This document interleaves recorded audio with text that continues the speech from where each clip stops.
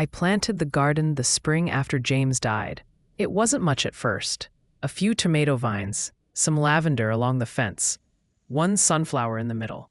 He used to say sunflowers looked like they were smiling. Happy plants, he'd call them. So I planted one, right where he would have stood when he came home from work and tossed his badge on the counter. James was a police officer for 23 years. He was good at it.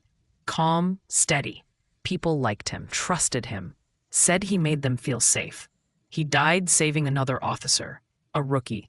They were responding to an armed robbery. Things went sideways. James took the bullet instead. He pushed the kid down, shielded him, didn't even hesitate. The rookie lived. He came to the funeral in full uniform, barely able to speak. A year later, he and his wife named their son Jamie. That garden became everything to me. A place to grieve, a place to remember. It grew over the years. Tomatoes, lavender, rosemary, and more sunflowers. Lots of sunflowers. I kept the soil soft, just the way James liked it when he gardened. I even put in a little bench. Sat there every morning with my coffee. Every year on the anniversary of his death, some of the officers from the precinct would stop by. Nothing formal. They'd take off their vests and boots, bring barbecue, sit in the backyard, talk about James. They'd eat, laugh, sometimes cry. Someone always lit a candle by the tomatoes. No speeches, just respect. That's how he would have wanted it. This year started out like the others, until the letter arrived. Plain white envelope, no return address. Inside was a printed notice from the Homeowners Association. A new landscaping policy. All personal gardens, especially unsightly non-uniform plantings, were to be removed and replaced with standardized flower beds, white and purple petunias only. No vegetables, no personal displays, no exceptions. It didn't even mention my name, just Dear Resident. I laughed at first. I really did. Thought it had to be a mistake. I figured they didn't know what the garden meant. Didn't realize it was more than just plants. Then came the second notice. This one with a fine, $250 for non-compliance. I ignored it. A week later, I got a visit. Gregory Marsh, board member, head of the HOA's aesthetics committee. He showed up at my door wearing a button-down shirt, clipboard in hand. I was in the middle of baking a pie for the church fundraiser. Mrs. Callahan, he said, we've sent multiple notices about your garden. I told him I got the letters, told him the garden was a memorial, that it had been there for years, that it was important. I understand, he said, though his face didn't. But the new rules are clear. Uniformity is part of what keeps our neighborhood desirable. James died protecting this city, I said, and that garden is how we remember him. I'm not pulling it out. He shifted on his feet, glanced at his clipboard. Well, you'll have to accept the consequences. He didn't look at me when he said it, just wrote something down and left. That was Thursday. On Saturday, I went to volunteer at the food bank. I do it every week, handing out canned goods and boxed cereal, helping people sign forms. It keeps me busy, gives me something to do. When I came back that afternoon, I knew something was wrong the moment I turned the corner. My stomach dropped. The house looked different, empty. The garden was gone. Every plant, every pot, the little ceramic angel that sat by the lavender, gone. The bench was overturned. The soil looked torn, like it had been clawed at. I dropped my grocery bag and walked straight into the yard. I stood there for a few seconds, not moving. Then I dropped to my knees. I didn't cry right away. I just stared. That garden had been there for 8 years. Through storms, snow, droughts, it survived it all. But not this. I don't remember getting up. I must have called 911, because 2 officers arrived not long after. Young guys. One of them looked around the yard, scratched his head. You said this was done while you were gone? He asked. Yes, I said. This morning. It was all here when I left. They took some photos, asked a few questions. Then they said it was likely a civil matter, property dispute. But they destroyed something important, I said. They trespassed. They didn't even have my permission. One of the officers looked uncomfortable. Ma'am, he said quietly, the HOA says they have the authority under neighborhood codes. They filed a permit with the city. So that makes it okay to tear up someone's memorial? They didn't answer, just shifted, muttered something about checking in with their supervisor.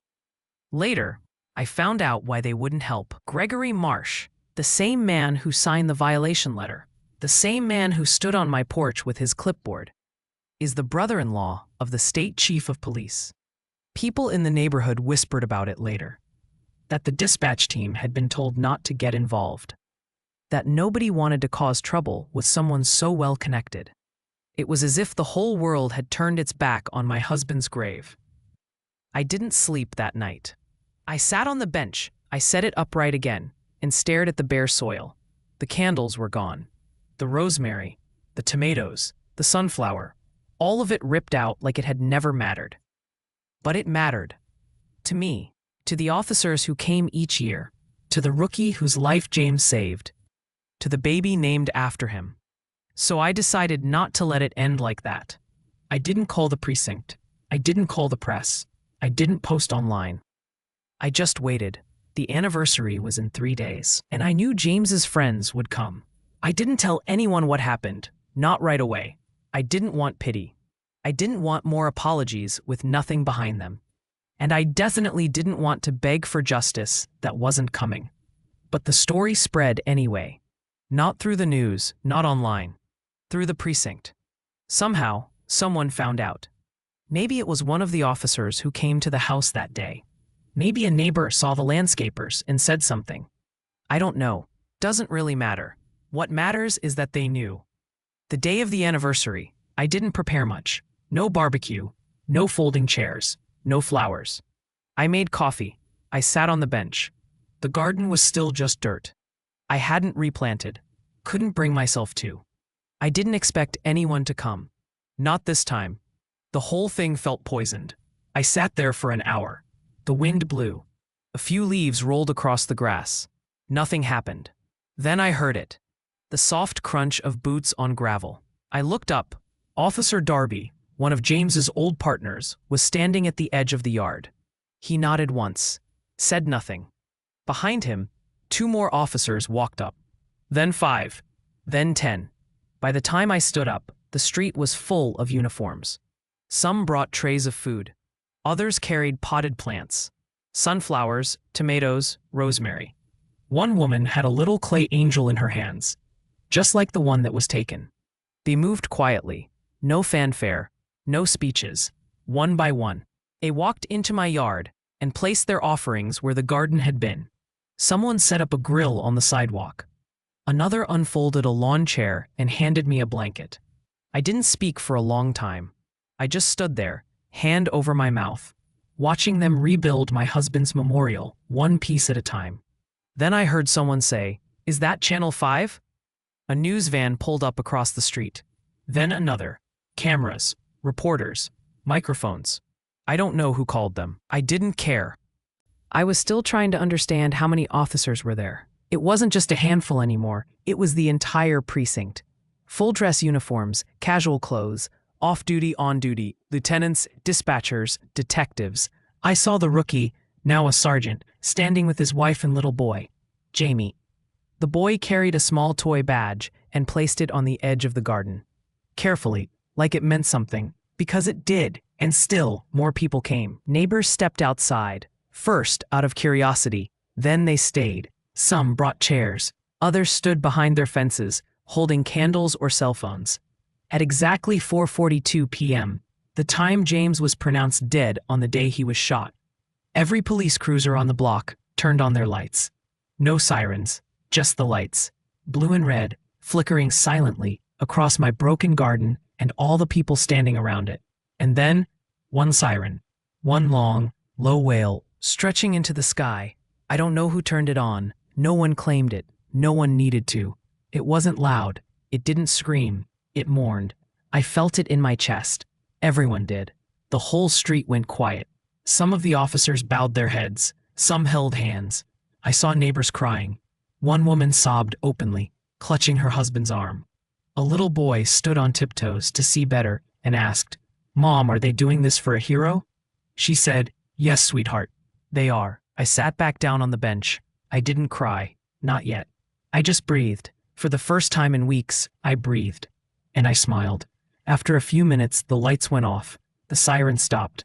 The silence after was just as powerful. Then someone turned on music. Not loud, just a speaker playing soft country songs like James used to love. Someone else called out, "Who's hungry?" and lifted the grill lid. And just like that, the vigil turned into a gathering. The barbecue began. People started to laugh, to talk, to eat. Kids ran through the yard with paper plates. A group of officers set up a second grill. Someone passed me a plate of ribs and a cold soda. I looked around and saw something that felt almost impossible. Peace. There was peace in that place again. They didn't bring the garden back, not physically, but the feeling, the memory, the meaning. It was all there, stronger than before. It wasn't just a garden anymore. It was a message that James hadn't been forgotten, that what he gave still mattered, that the people he died protecting still cared. And just as I was beginning to relax, just as the music picked up and the laughter returned, I saw them. 3 people walking up the street in matching polo shirts with clipboards under their arms. The HOA board. Gregory Marsh was at the front. His face was red, not from sun, from anger, or maybe from the cameras now pointed in his direction. He walked up to the edge of the yard and said loud enough for everyone to hear, "This gathering is unauthorized. It violates neighborhood regulations regarding crowd size, noise levels, and unapproved decorations." People stopped eating, stopped talking. All eyes turned to him. Someone from Channel 5 stepped forward. "Mr. Marsh, did your board authorize the destruction of a police memorial garden belonging to a widow?" "No comment," he said quickly. Another reporter shouted, "Is it true your brother-in-law is the state chief of police and that you used his name to prevent officers from responding to this matter?" Marsh froze. Then headlights appeared at the end of the street. A black state vehicle pulled up slowly. The door opened, and out stepped the chief of police. I recognized him right away. Tall, gray hair, pressed suit, a presence that made people stand up straighter. He walked straight up to Marsh. "This you're doing?" he asked. Marsh stammered. It was a board decision. Voted. Approved landscaping code."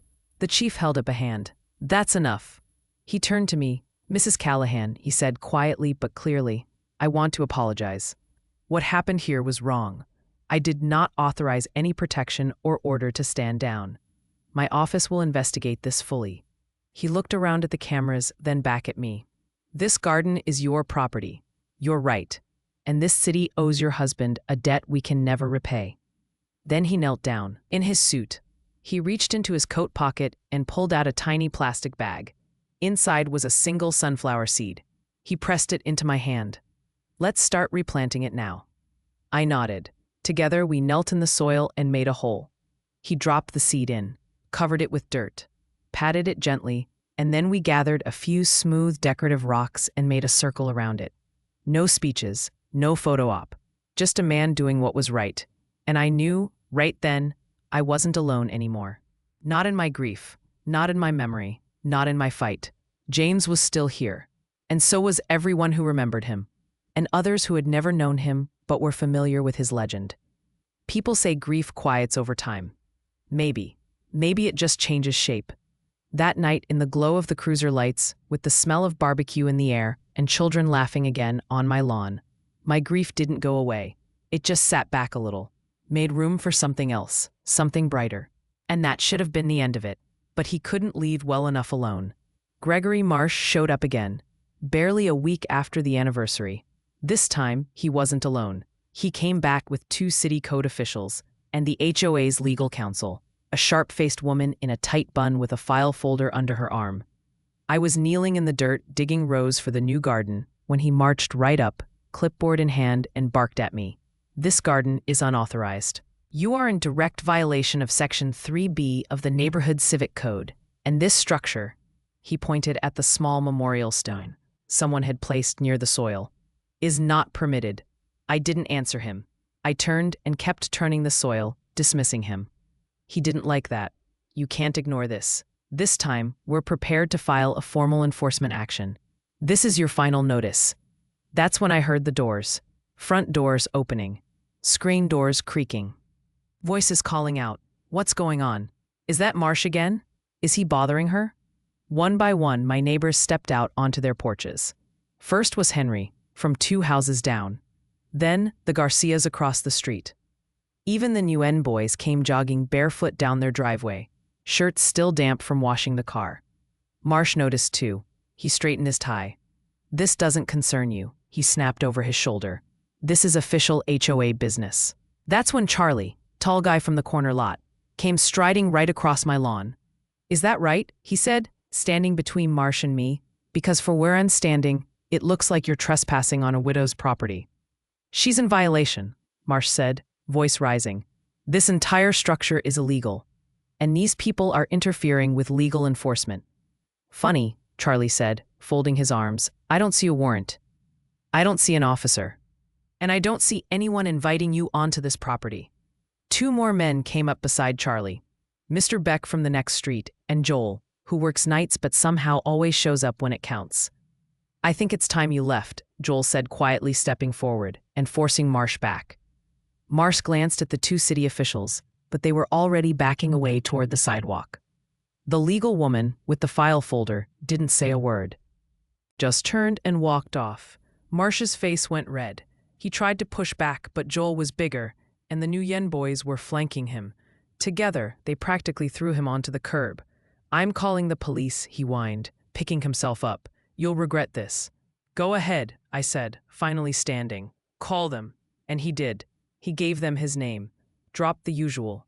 I'm the chair of the HOA board, and this is an active civil enforcement issue. And, of course, I have a right to be here. Then we waited. Two cruisers pulled up barely 5 minutes later, lights flashing. Both officers stepped out calm but alert. They looked around. At me. At Marsh. At the small crowd now forming on the sidewalk. At the little row of sunflower sprouts, just beginning to poke out of the earth. Both officers recognized me. They'd been here on the anniversary. I saw it in their eyes. Ma'am, one said to me gently. Everything all right? I nodded. He came onto my property without permission, again. She's lying, Marsh jumped in. This is an enforcement matter. She's in violation. That garden cannot be replanted. She is actively breaking HOA codes. The officer raised an eyebrow. You're not law enforcement, sir. He blinked. Excuse me? You're not law enforcement. You don't have a warrant. You're not executing a lawful order. And unless the homeowner invited you onto this property, you're trespassing.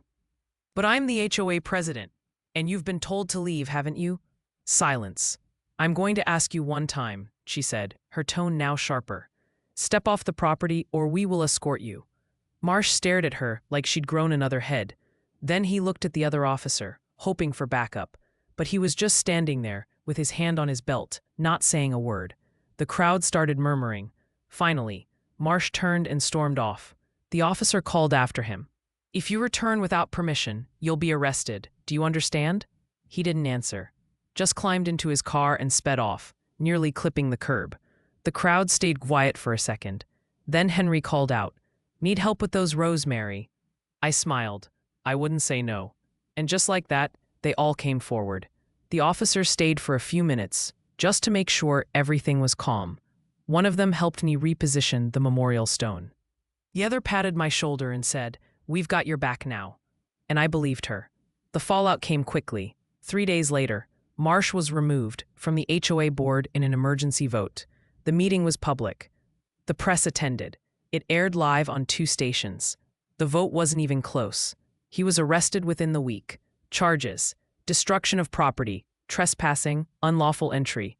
Someone had cell phone footage of the landscapers on my lawn, tearing up the garden. A neighbor down the street had caught them loading James's ceramic angel into a black trash bag. They'd tried to silence my garden. Instead, they planted something louder. Strangers came by every day. Some dropped off seeds. Others brought gardening tools, mulch, fertilizer. A group of high school kids showed up one Saturday with gloves and shovels and said, We're here to help. They didn't even ask if it was okay. They just got to work. Officers returned in their off hours to help replant. One brought a truckload of lumber to rebuild the garden's borders. Another offered to install solar lights. The boy named Jamie, my James's namesake, planted 3 rows of tomatoes. An elderly couple from 2 streets over donated a bench with James's name engraved on it. Even people I'd never met, folks from across town, drove over to drop off a single flower or just to shake my hand. Every day, someone came. Every day the garden grew. By the end of the month, it was fuller than it had ever been. Not just in plants, in people, in spirit. Reporters called it the Garden of Honor. One station even did a spotlight piece on it, titled From Grief to Grace. They asked if I wanted to speak. I said no. Everything I had to say was in the soil. I still miss him. Of course I do. I still wake up some mornings expecting to smell coffee and hear the sound of his boots near the door. I still talk to him when I water the plants. But now, when I sit on the bench and look around, I don't just see what I lost. I see what he left behind. A city that remembered, a garden that wouldn't be silenced, and a widow who didn't stand alone. If you liked the story, please subscribe and leave a like. Cheers.